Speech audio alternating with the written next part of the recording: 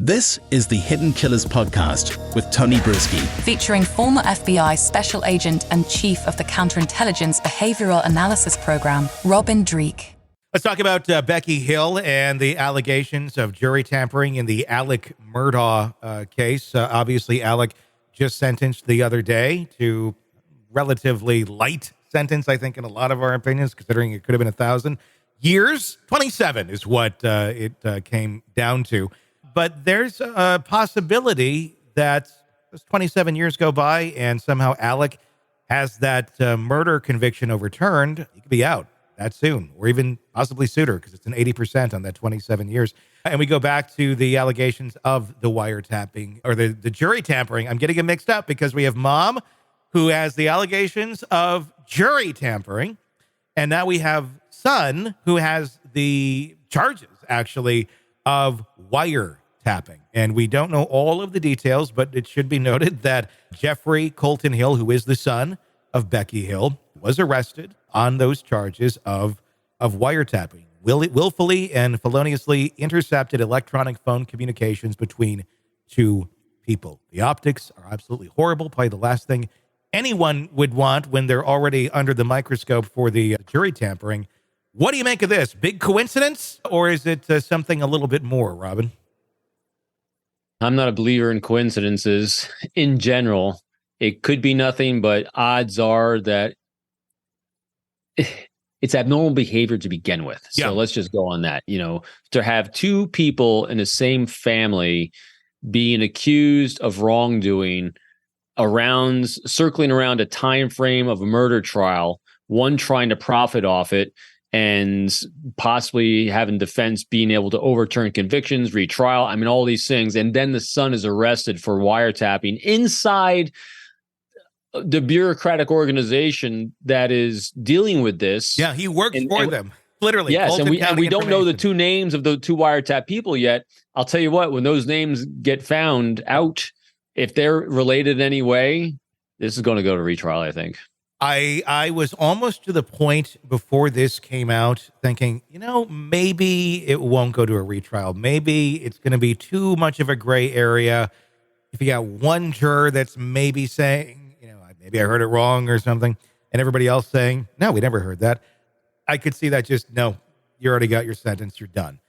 This adds a whole other layer to it, especially if the two are connected. That's just what we don't know at this moment in time. It looks like it could be son trying to cover for mom, possibly. I mean, that's where one would go with it, or tapping into jurors' phones. We don't know. We just don't know at this moment. But to have this happening, two people being accused of very serious misconduct in the context of their jobs is kind of shocking.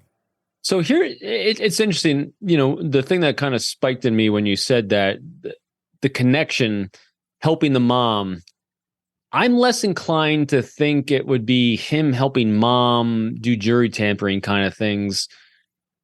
More than likely, in my experience, you have him doing bad behavior because he learned at home, potentially, or someplace around his life, that kind of behavior of kind of the system exists as I say it should exist around me.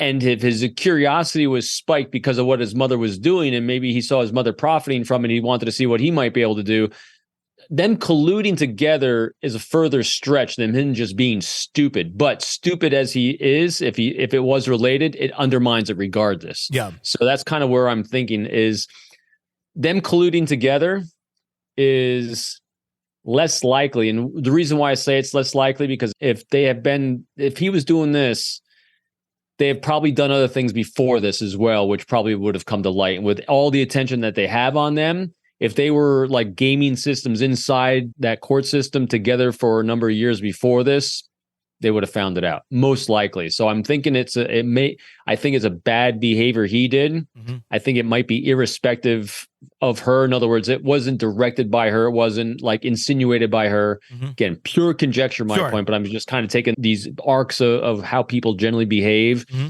I think you just have a really dumb son that did really dumb things because he learned dumb things he can get away with.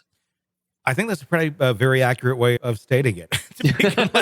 A very simple but very accurate way of stating it. Sometimes you're just, it's not more complex than what it is. Sometimes there's just dumb people doing dumb things. And the impact on the case, though, is profound. Yes. Dumb people doing dumb things and making profound impacts on all of those around them. And here's why also, she's not dumb. No. She is misinformed. I think she got a little too full of herself, writing a book and all these things.